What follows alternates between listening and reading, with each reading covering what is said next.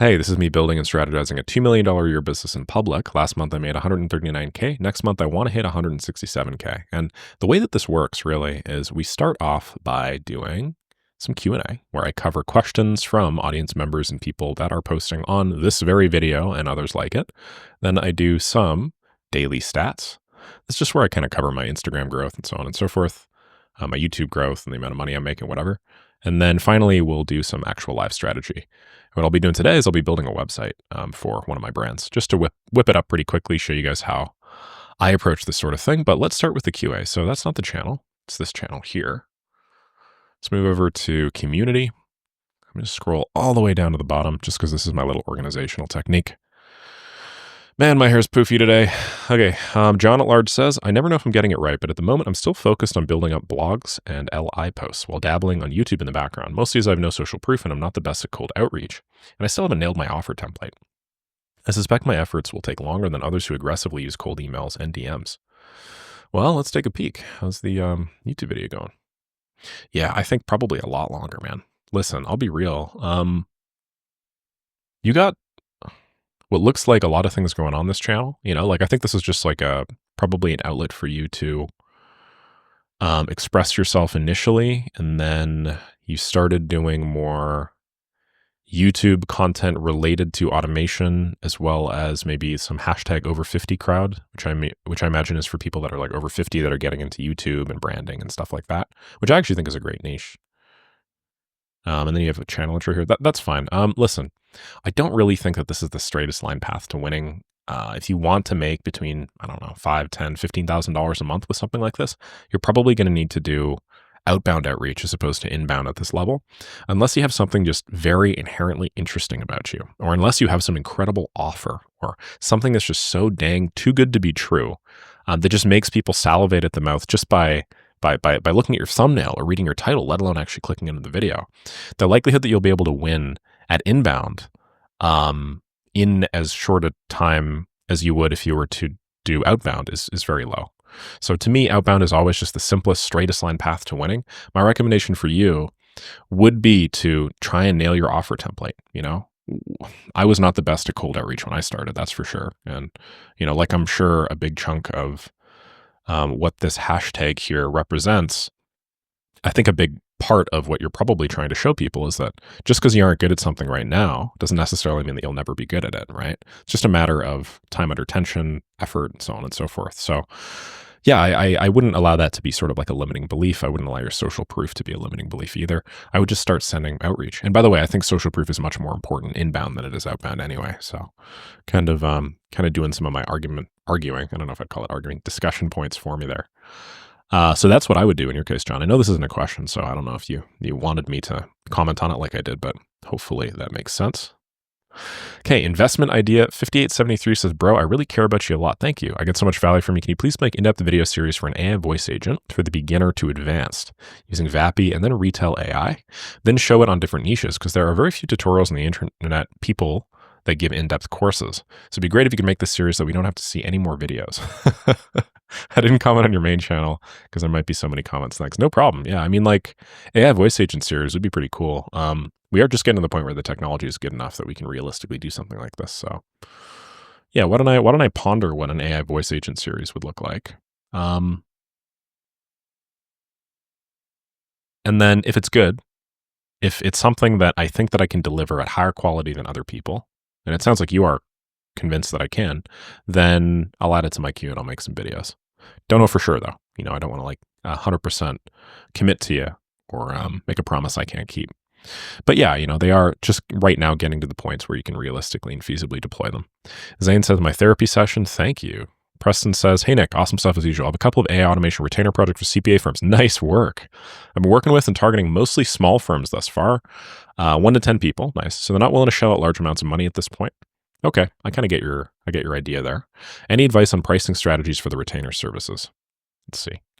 I know some others in the space charge between 4 to 7K a month for their retainer services. In your agency, did you start lower than that and gradually climb your way up to your current pricing? Oh yeah, my first retainer was probably like probably like $1,200 a month or something. I started much lower than that. And then I did gradually climb my way up to my current pricing. Your first retainer was a little under 3K a month. And I've basically been considering just slowly increasing my pricing along the way for new clients till I hit the sweet spot where the sale isn't so easy, but also not so difficult. Any thoughts on that? Or do you have a differing opinion? Yeah, this is bang on. This is exactly what you want to do, Preston. You basically increase your prices until you just get so much resistance that it doesn't make sense to increase your prices anymore. Okay, let me cover a concept that I think is really important. The optimal conversion rate. Like, okay, if I were to ask you, like, hey, what's the optimal conversion rate? What would your answer probably be? You'd probably be like, well, obviously the optimal conversion rate is 100%, right?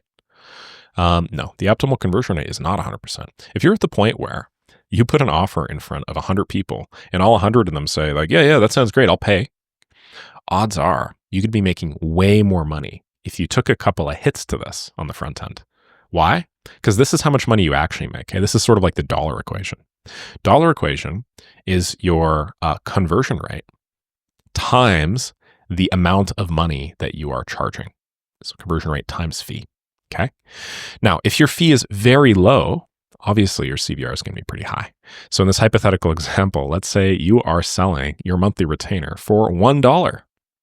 100% of people, if 100 people come in, 100 of them say yes for $1. Well, how much are you making at the end of the day? You're making $100, right? And you're also servicing 100 clients. That's pretty crazy. I don't really know if I want to do that.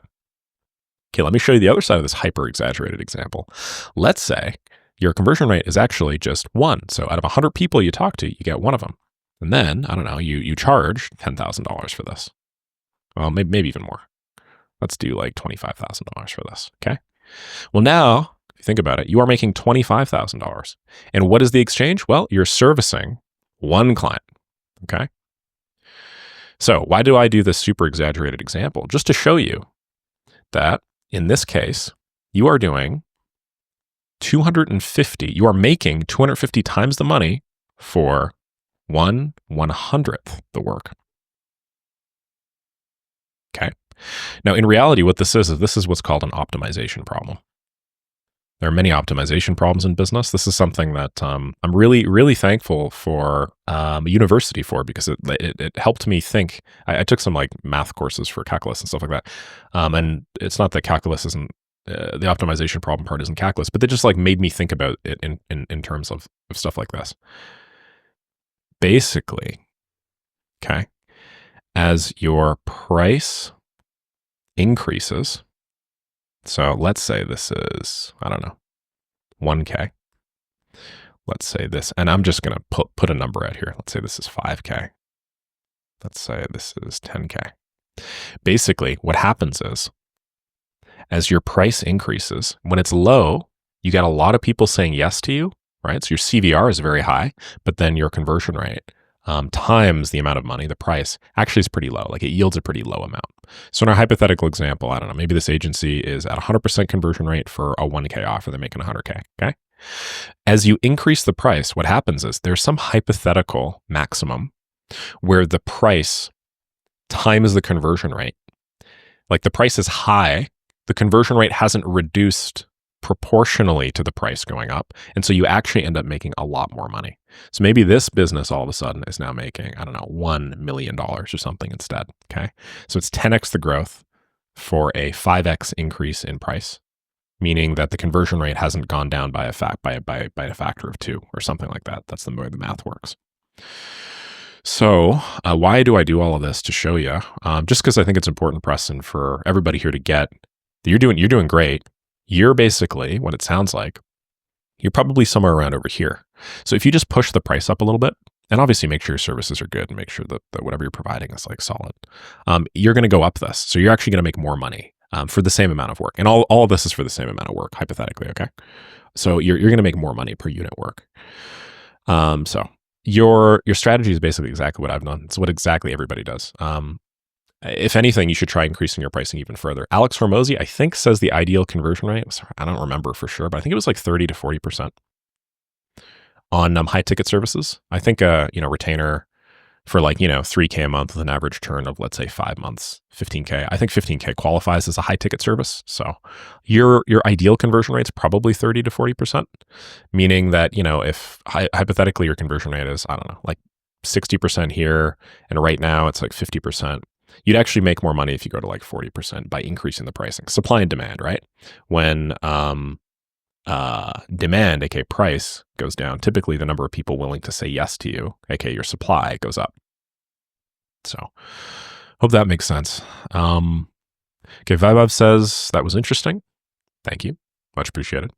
Adrian says, keep it up. Iman's got a whole team on the thumbnails and the title. Main compartment's just rehashing old vids and testing new titles and thumbnails. Also plays around with funneling the old videos in the main VSL YouTube video. He just had a 5-day event for licensing his whole content system. Are you serious? That's pretty cool, man. I should check that out. Well, just while we're on that note, I changed a bunch of my old videos. Let me see if there's any, I think this is 3 days ago now. Let me see if there's any change in the, sorry, I guess I go to content. Let me see if there's any change in the rate. So I'm going to go visibility and then I'll go public. Now I'm going to go all the way to the back to where my stuff starts looking weird. Okay, so this one here, oh, I'm ineligible, am I? That sucks. Was I ineligible all the time, or did I somehow? I don't know. Anyway, I basically have changed my thumbnails for all this stuff. And I think I changed them 2 days ago. So let me just see if the slope of any of these lines has changed at all in the last 2 days, okay? Or if there's any bump in the last 7 days, I should say. So I think I changed this on March the 6th. So I'm just going to go to my analytics for all these videos, and I'm just going to see really quickly, hey, does this stuff that I've done, do I have any data from this, basically? Let's just go last 28 days. It'll probably be easier for me to see. I'm just clicking on published, and then I'm going alt. I'm like alt tabbing, basically, or I guess in my case, control shift tabbing back and forth in order to like do all this pretty quickly. I just do this anytime I need to open like a bunch of tabs and do the same thing to them. It's just the quickest and easiest way to do so. Okay, so let's see, is there any increase? Maybe you can call this an increase here on March the 6th, 4 to 9, I don't know. But then I don't see anything here.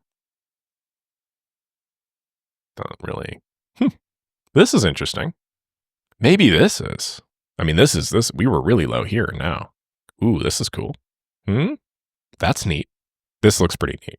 I would not be surprised if this was the winner right over here, because I changed my title from, this content generation system prints money or something to my 50K a month AI content generator and make free template. And then I also added this screenshot here. And I'm experimenting with what I like to call like really low budget screenshots, because I think low budget screenshots actually can perform disproportionately well relative to like really nicely formatted ones, especially when it's like a make.com scenario or something. I think a lot of people just like when they see something like that and then they see like a large dollar amount, they're like, oh, there's a lot of alpha in this. Nobody else has found this guy yet. That's at least what I was getting when I started my channel.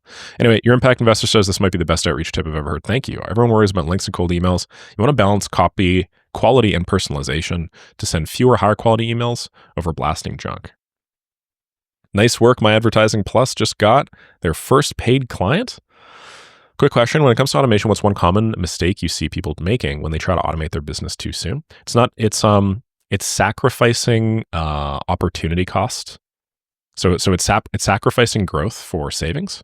So I think I mentioned this in a video a couple days ago, but it's kind of like everybody now wants like AI setters. An AI setter is basically where you basically have like a model that takes a new lead and then works the new lead to try and book an appointment, okay? So normally the way that it works is, you have some funnel, and then maybe it's like a Facebook ad. Somebody opts into the Facebook ad. What happens is you send a text, okay? Your text says something like, hey, Peter, just got your thing. Would love to connect with you, man. Are you down for a quick call? Or you just give them a call immediately along with the text so that they have some sort of notification that you do so. And then on the call, you'll book an appointment, right? The thing is, these setters, they're not free. It costs money to have a team available that does this, right? Like if we're just being pragmatic, it is always going to cost you some amount of money in order to have people available on staff. So what the idea is with your AI setters is if these are humans, this is human, And maybe this costs, I don't know, like the pricing really does vary depending on industry and stuff. But like a lot of people pay them a flat fee of maybe maybe $1,000 a month, $2,000 a month, plus some sort of commission basis where every time they book a meeting for you, you pay them $30. And you can imagine, these are pretty warm inbound leads, like to send some automated text message, or to have some text message, and then just to like call them with some templated script. And, if you get 10 inquiries an hour and you book half of them, you're making $150 an hour, right? That's pretty great. So you see why some of these setters do it. Anyway, what they'll do is they'll be like, I don't want to hire and I don't want to pay $150 an hour to these people. Okay. I want AI to do it for me so I could save $150 an hour, which is a pretty good, makes sense, right? So instead, it's like a Facebook ad. Then it's like an automated text. And, most of these texts are templated anyway, so automated, not automated, whatever. Then they use like an AI caller. Okay. Now, if you think about it, the actual price per meeting is like $0 per meeting. Meaning, whatever. I'm just going to say $0 per meeting. You pay $0 per hour, essentially, to this thing.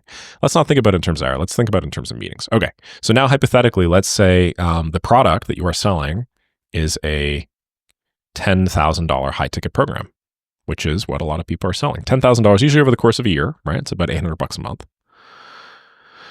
And let's say your human sets at, and forgive me, I know this is pretty similar to what I did yesterday or the day before, but I really want to drive this point home, and I want to be able to point people to this video as well in the future. Let's say the human sets at, I don't know, let's say like a 40% rate, okay? Let's say 50% rate. And then the AI sets at a 40% rate. So there is a 10% difference, okay, in terms of bookings here. That 10% difference times a $10,000 high ticket product means per opportunity, the business loses, if my math is correct, $1,000. Okay, $1,000. That's a ton of money.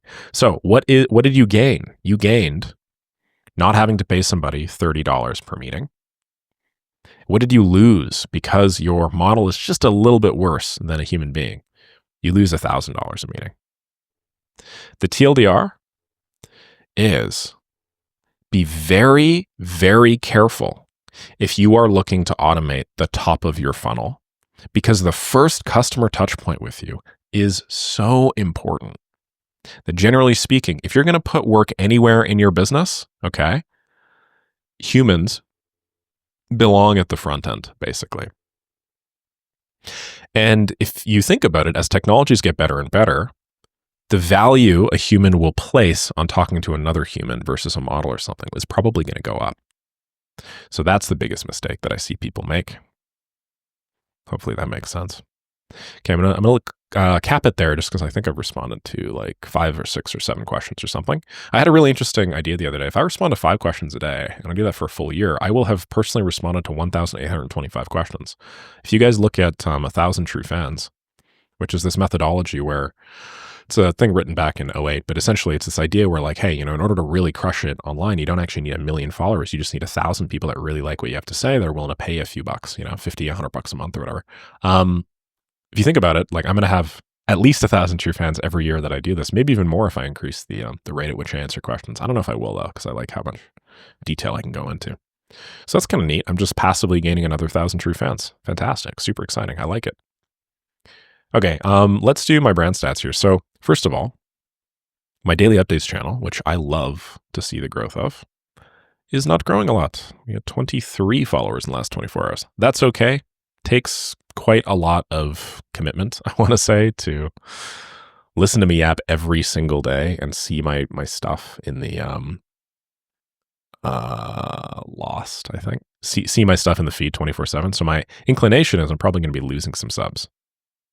So I lost one sub.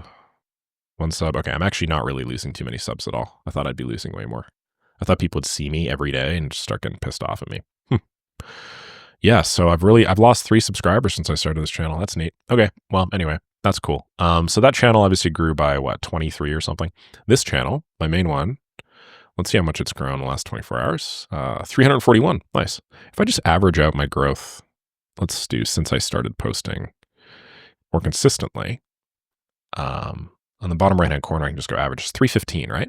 So if I'm getting 315 every day and the average month has 30.4 days, that's 9,500 per month, which is like actually, I think anybody would consider that pretty stellar growth. I'm growing 20% month over month realistically. That's pretty crazy. So I'm very much, although this seems pretty boring to me at this point, not to, like it's not actually boring to create content, but I guess what I'm trying to say is it's, although it seems like I'm just doing the same thing over and over and over and over and over again, like I'm actually very much on like this side of the curve right now. And I'm looking up at this massive, growth thing and I'm accelerating, right? Like here, I was grinding like 3K subs a month. Here, it was like 6K subs a month. Now it's 9K, which is crazy. Or it's 9.5K. Pretty soon, it's going to be like 20K. Then it's going to be like 80K, right? Like the rate of growth, I guess I'm saying is likely going to accelerate, which is sweet. All right, finally, let's go blastup.com and then go Instagram follower account, Nick Saraev. This is how I'm checking this out through my computer, not my phone like I was having to do before. So we have 36,810. Add that there. 1,263. And you know what? I don't think I went viral again, but check this out. This unlimited AI audio generator thing now has 570K views. And this one, text to 3D generator, 160K views. So if I go all the way back, this is my main biggest video right over here with the 621K, right? That's a lot, but compare that to this new one of, where the hell am I? Kind of lost myself. This new one of 507K, I think pretty soon we're actually going to dethrone it. I don't know how long that's going to take, but I think it's going to happen. My money's on eventually. Yeah, I'm going to dethrone that. So pretty exciting. Now, why don't I get to the strategy part, the part that I've been dreading for quite a while, which is me actually having to rebuild LeftClick's website to better brand the agency using a Webflow template. Oh, man, have I not been looking forward to this. But the reason why I want to do this on video is because this is a great accountability mechanism for me. If I could build a website in public from start to finish over the course of maybe a week or so, maybe 2 weeks, who knows, I'm a lot more likely to actually go and do it. No, I did not mean that. Oh, sorry. See, I don't even remember what my LeftClick login is. Let's check this out. Yeah. I don't even have my website here. Oh, right. Yes, obviously it's on Netlify. Okay, cool. So here's the game plan, boys and girls. I'm going to be rebuilding leftclick.ai, this website over here. It is currently hosted as a GitHub repository over here. This GitHub repository was entirely custom coded. Well, it was coded based off of a template. And that's cool and all. But because I'm now bigger and arguably a lot more noticeable and I have a lot more notoriety, this website, which doesn't show my face at all, doesn't have any like, hey, this is Nick's stuff. This website's kind of lacking. Sure, it looks nice and it did my job, but I'm losing a fair amount of money right now because I have a lot of opportunities that are coming in that maybe want to work with me, but they get confused by the website. And I also think that, after a certain point in time, you just have a responsibility to have nice websites that are like really well branded and stuff like that. So what I want is I want a website where I have my face somewhere on it and it looks really natural and good. I still want to have my social proof, but I'm going to update my social proof with some of the bigger companies that I've now consulted with and worked with. And then I'm probably going to simplify my service offering and then going to hire more people as part of my agency so that it's bigger, more successful. And then I'm not like saying no to a bunch of money that could have came my way. Case in point, I had the opportunity the other day to work with a guy that he owned or was doing some sort of project with 30 dental clients on retainer. And I don't know how much they were paying him, but it was a fair amount. And he was willing, most likely, to invest a fair amount in working with me to build out some voice solution for them. And I could not accept it because I've been much too busy with the content recently. If I had a team that could handle that for me, maybe all I do is I just jump on the call. I say, hello, how's it going? I scope out the project. This is exactly what I would do. And then connect them to my project manager and have them do the thing. The guy, Dave, he raised a really good point, which is like, you're missing a big opportunity to grow enterprise value right now. He's bought and sold a number of businesses. And it's a great point. I am missing a great opportunity to build enterprise value. If I'm going to continue growing my agency, if I'm going to continue growing my brand, I might as well grow my agency. So I want to get to the point where I'm making, well, first of all, back to 72K a month with my agency. I don't want to just make 25K in a month. I want to make 72 minimum. That'll also help my YouTube videos, because now I'm going to get to say, my agency just made $155,000 a month, right? I'm going to get to grow to like the 6 and 7 figure mark. And then, anyway, I think it'll just be a lot more interesting. So, all right, Nick, quit procrastinating. It's time to build that damn website. So first things first, what I will always do is I will always go to template, okay? So templates and libraries. Let me just check if I have a template that I might be able to use for this. So there's one called Pelican. There's another called AgentX. Let's do Pelican Webflow template. Let me just see, for whatever reason, I bought these templates. Oh, I bought this for a workflow loop. Yeah, no, it's cool, but I don't really want that. I want a better template. So somewhere here in my tracker, in my notes app, I have a template most likely. So I'm just going to move this over because I'm going to search through my entire brain basically right now. And there's probably just tons of personal stuff in there. So I'm just going to move this over and I'm going to show completed, which there are a lot of tasks in my completed. I'm just going to type the word template. Not seeing anything here. So then, interesting. Yeah, I really don't see any Webflow template here at all. I feel like I had the Webflow template though, didn't I? Do I really not have anything here called Webflow template? Template. Man, I use the word template probably way too often. There's one thing I'm finding out about this is that I use the word template all the time. Holy crap. Maybe website? How about website?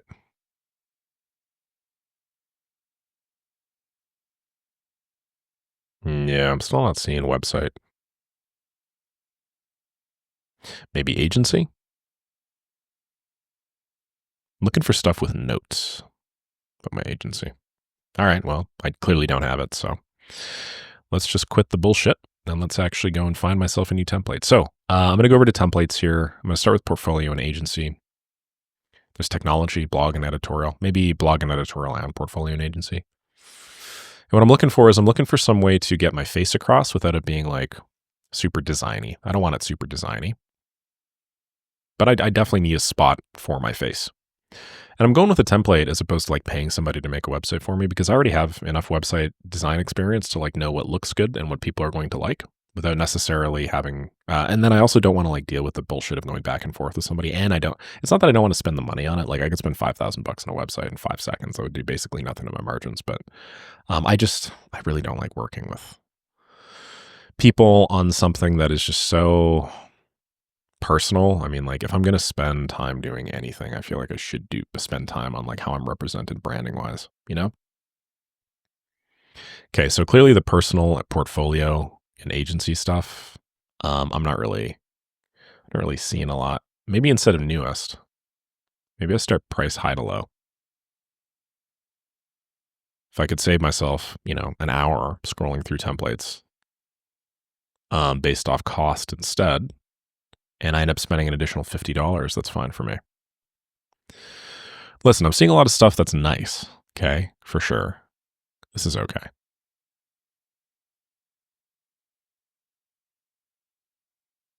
Oh, wait a second.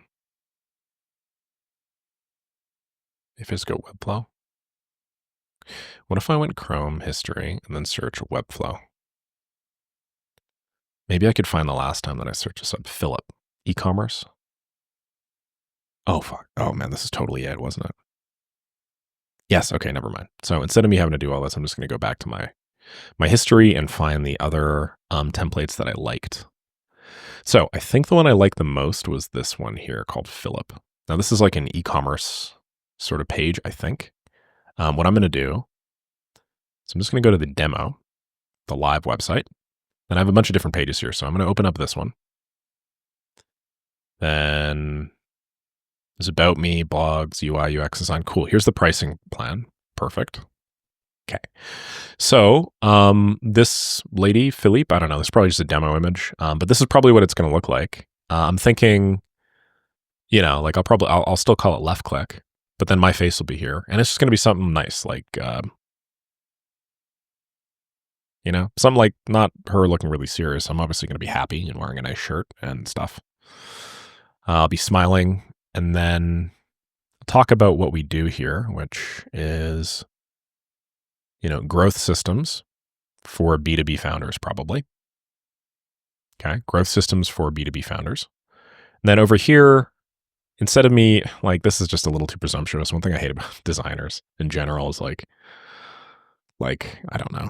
I'm probably not going to want to write all this stuff in caps and be like, my designs focus on simplifying complex processes to improve the user experience.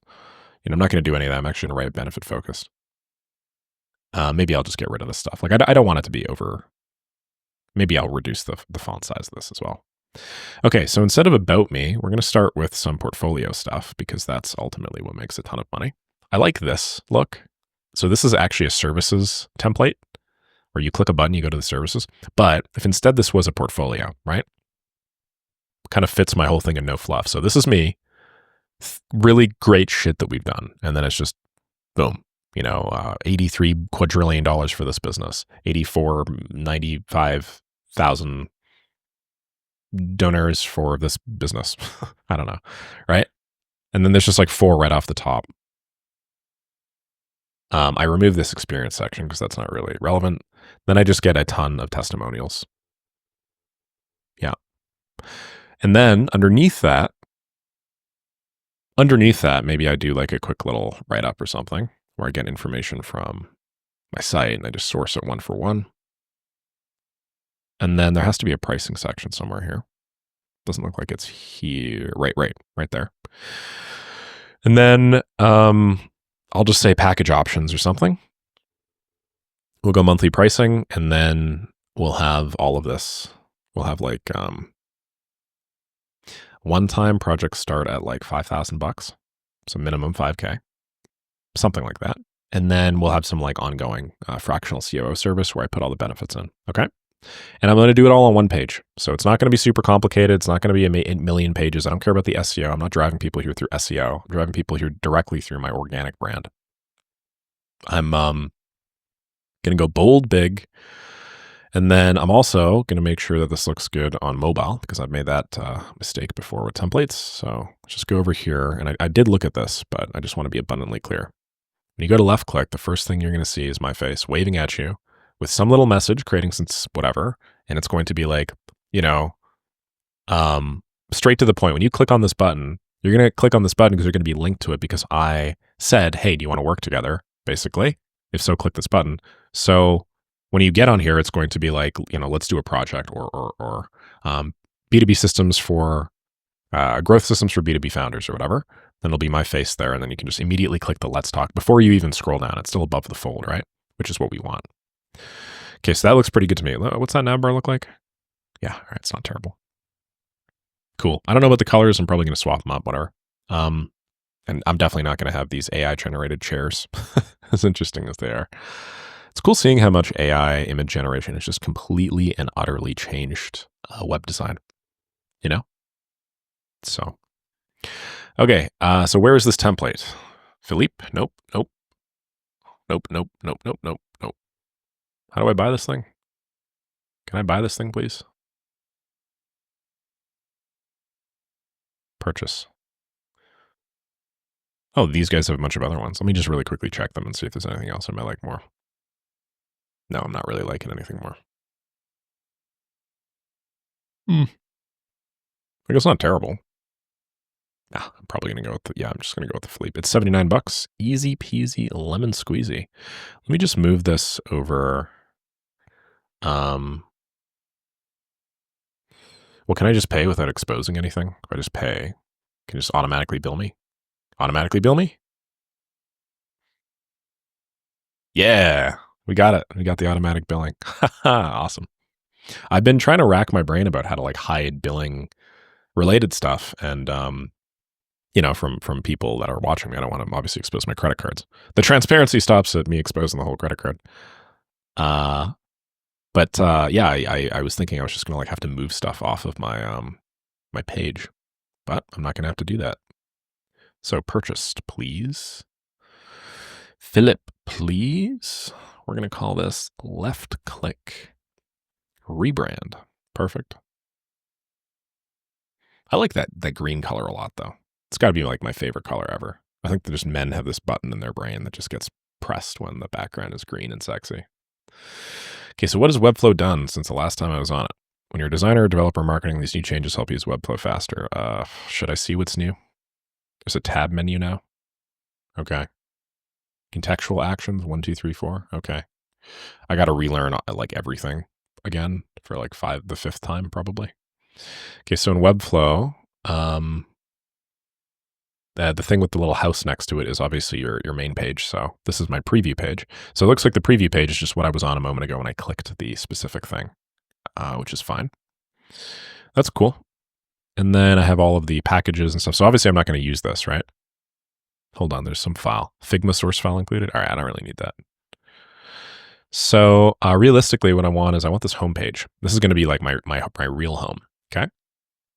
So I have most of everything right here, which is cool. So just for the purposes of this, I'm just going to duplicate this page. I don't actually remember how to duplicate it. Oh, I've reached the maximum number of pages for this site. Well, I guess screw me, huh?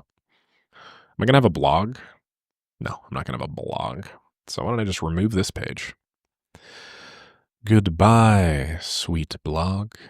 See you never. I'm going to go back here to my home. And then I'm just going to duplicate.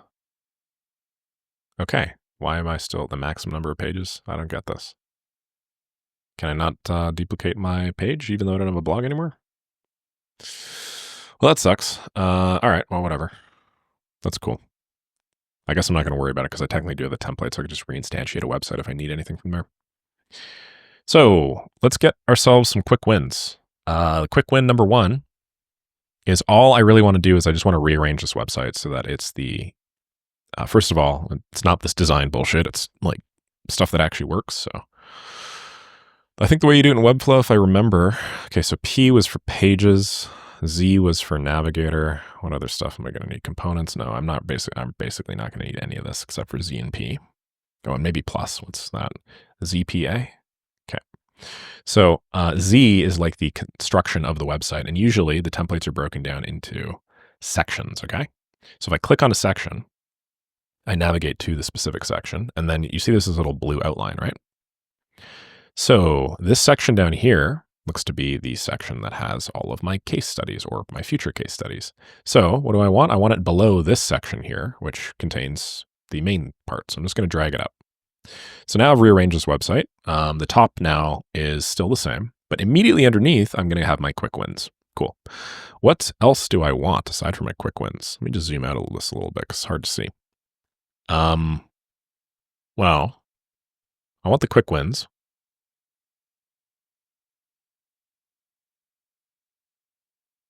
I feel like I need another element.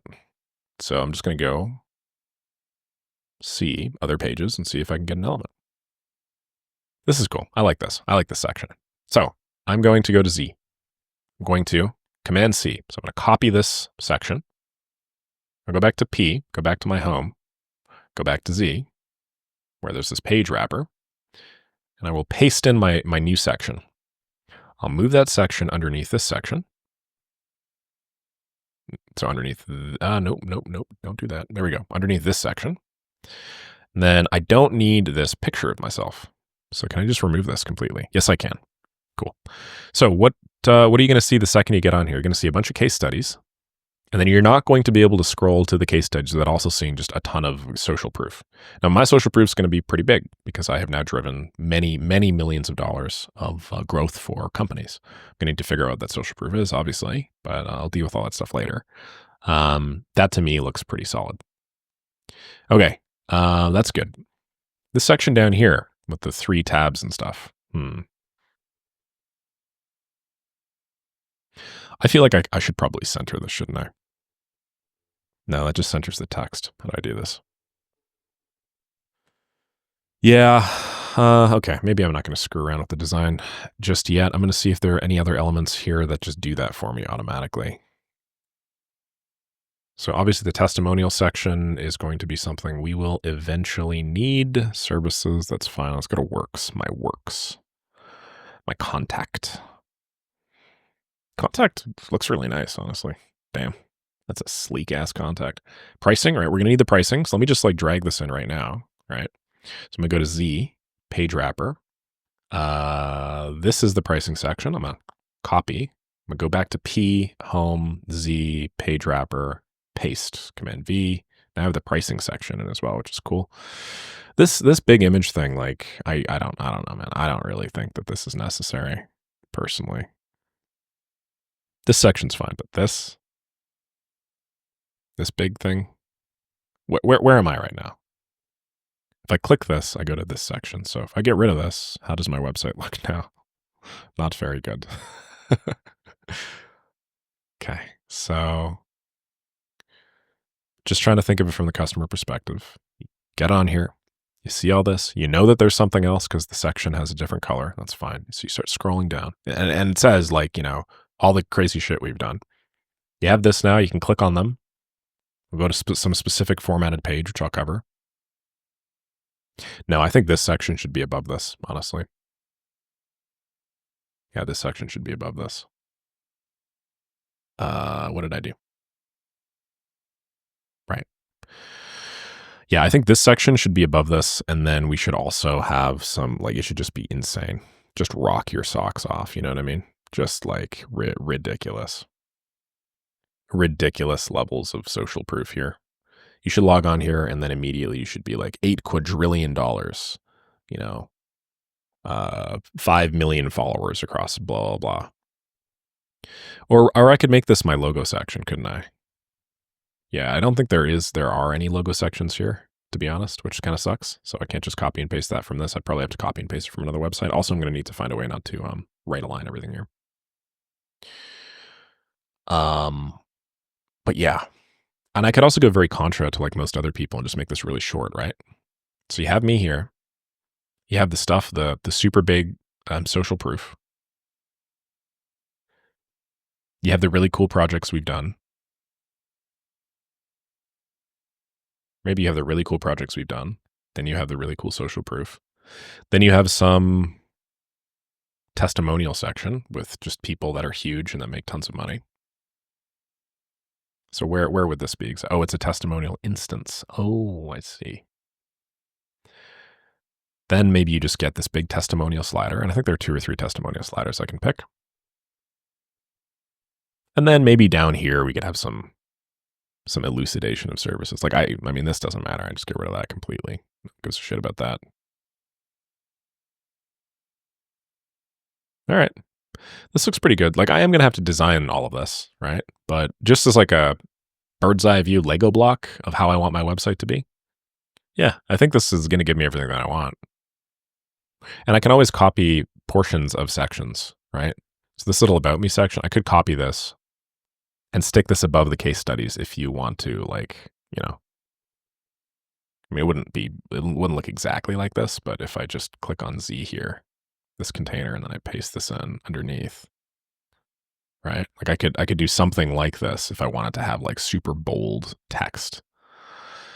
I could delete this, delete the left box, and then I could center align this or something if I just wanted to have it perfectly center aligned, right? Add some padding down below, or margins, I should say.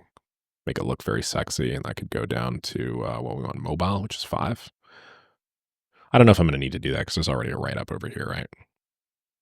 I'm probably going to want to remove all of the banner bottom box stuff on mobile. Make it really simple. Yeah. Cool. Listen, I'm really happy with this. The hardest thing for me anytime I'm doing anything is always just getting up and running. So I've been procrastinating this thing for a while. I think I've literally already just done 20% of the work, which is just picking the template, laying it out like this. And finally, let's just do one tiny little piece of copywriting.